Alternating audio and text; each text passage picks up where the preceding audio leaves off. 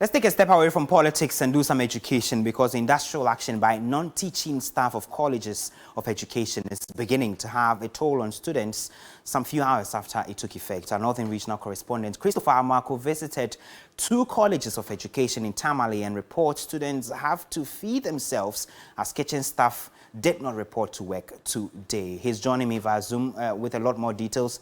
Thank you, Christopher, for joining us. So tell us about how much of an impact this is having on the academic work of the colleges you have visited.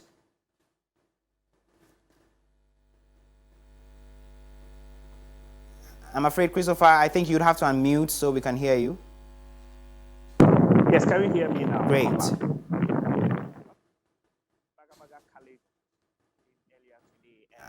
When I got there, it's only the security guys who are at post, as well as some few drivers. And the explanation I got from the school is that the drivers are on duty because the principal is not allowed to drive himself. So that is why we have a few of the drivers on duty, so they can carry the principal here and there.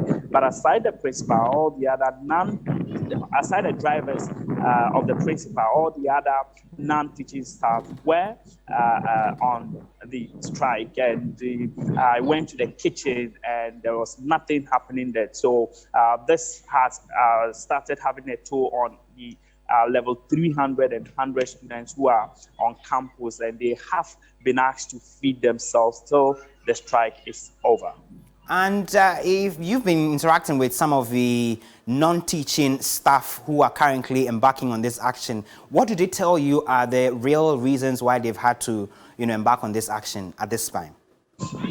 Yes, so they have talked about their conditions of service. They have indicated that since 2016, they have not had any adjustment in their salaries and allowances. So as a result of these, they are also joining the national executives information that they should embark on strike, and they are also joining the strike. And I must say that I visited some of the offices, and the offices are empty because once the information came earlier that they were supposed to begin the industrial action today, they did not even show up at the various schools. Talk about TATCO, that's Tamale Training College, and BATCO, Bagabaga Training College in Tamale.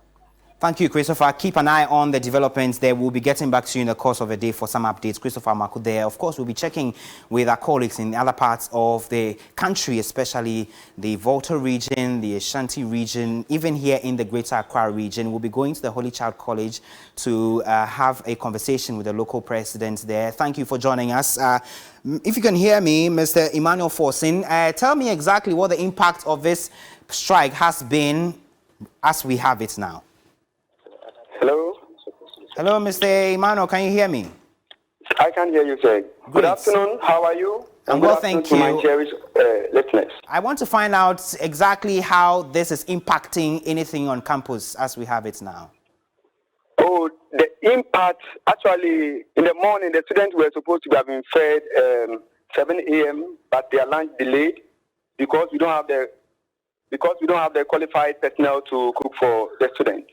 And as it stands now, the students should have taken their lunch in the afternoon and still not ready. All the offices are closed. Nothing is going on. We, the non-teaching staff, are on strike. Okay. And if you say the non-teaching staff, what is the composition, including kitchen staff, including administrators? Who are those who make up this? Administration, we have the accounts, we have the procurement unit, we have the stores, we have the estate, the drivers, and the kitchen, and the laborers as well. So what are the concerns exactly, and why this strike? What would it take to get you back to work? We will only get to work when our concerns are being addressed. That is when our allowances are being paid and our rates are being paid. Because as it stands now, we have 5 reasons why we are striking. The first one is wrong placement of first-degree holders. When you complete school as a first-degree holder, you should be placed at level 17, but in our case, it's at level 16.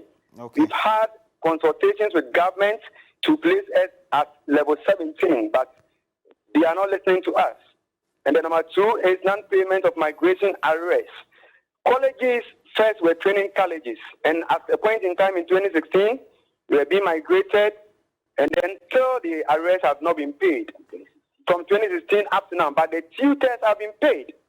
And the third one is exclusion of payment of generic allowances. We have the generic allowances. If I'm trying to talk more about it, we have the rent allowance, we have the owner-occupier, the car maintenance, and the commuting allowance. As it stands now, the tutors have been paid. We, the non-teaching staff, have not been paid. And the fourth one is partial payment of office holding allowances. All the unit heads are supposed to receive some allowances. And as it stands now, tutors have been paid. We, the non-teaching staff, they have not been paid. And the fifth one is the non-payment of interim market premium arrears.